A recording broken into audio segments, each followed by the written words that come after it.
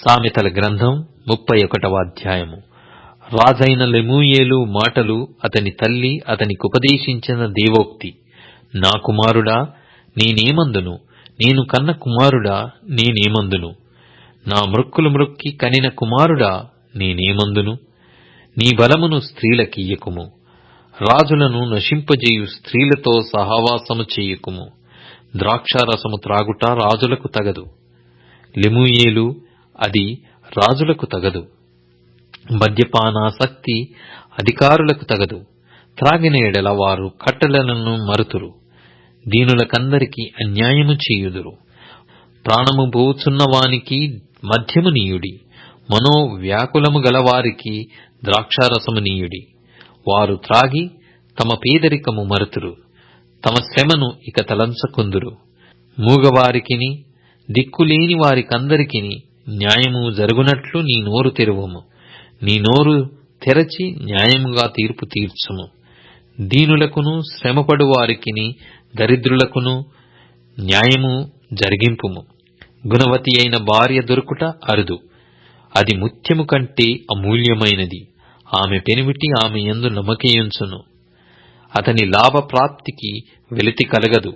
ఆమె తాను బ్రతుకు దినములన్నీయు అతనికి మేలు చేయును గాని కీడేమీయూ చేయదు. ఆమె గొర్రెబొచ్చును అవిసెనారను వెదుకును, తన చేతులారా వాటితో పనిచేయును.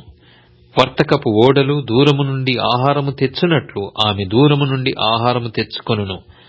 ఆమె చీకటితోనే లేచి తన ఇంటి వారికి భోజనము సిద్ధపరచును. తన పనికత్తెలకు భత్యము ఏర్పరచును. ఆమె పొలమును చూచి దానిని తీసుకొనును. తాము కూడబెట్టిన ద్రవ్యము పెట్టి ద్రాక్ష తోట ఒకటి నాటించును. ఆమె నడికట్టు చేత నడుము బలపరుచుకొని చేతులతో బలముగా పనిచేయును.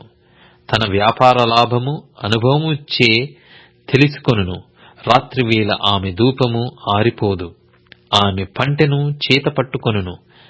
తన వ్రేళ్లతో కుదురు పట్టుకొని వడుకును. దీనులకు తన చెయ్యి చాపును, దరిద్రులకు తన చేతులు చాపును. తన ఇంటి వారికి చలి తగులునని భయపడదు. ఆమె ఇంటి వారందరూ రక్తవర్ణ వస్త్రములు ధరించిన వారు. ఆమె పరుపులను సిద్ధపరచుకొనును.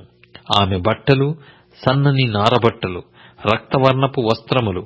ఆమె పెనిమిటి దేశపు పెద్దలతో కూడా కూర్చుండును. గవిని యొద్ద పేరుగొనిన వాడైయుండును. ఆమె నారబట్టలు నేయించి అమ్మును, నడికట్లును వర్తకులకు అమ్మును.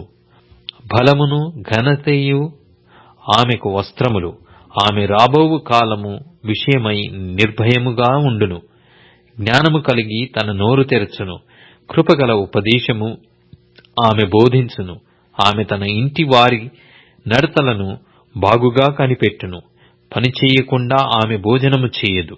ఆమె కుమారులు లేచి ఆమెను ధన్యురాలందురు. చాలా మంది కుమార్తెలు పతివ్రతా ధర్మముననుసరించి ఉన్నారు కాని వారందరిని నీవు మించిన దానవు అని ఆమె పెనిమిటి ఆమెను పొగడును. అందము మోసకరము, సౌందర్యము వ్యర్థము. యెహోవా యందు భయభక్తులు కలిగిన స్త్రీ కొనియాడబడును. చేసిన పనిని బట్టి అట్టిదానికి ప్రతిఫలమియ్యదగును. గవనుల యొద్ద ఆమె పనులు ఆమెను కొనియాడును.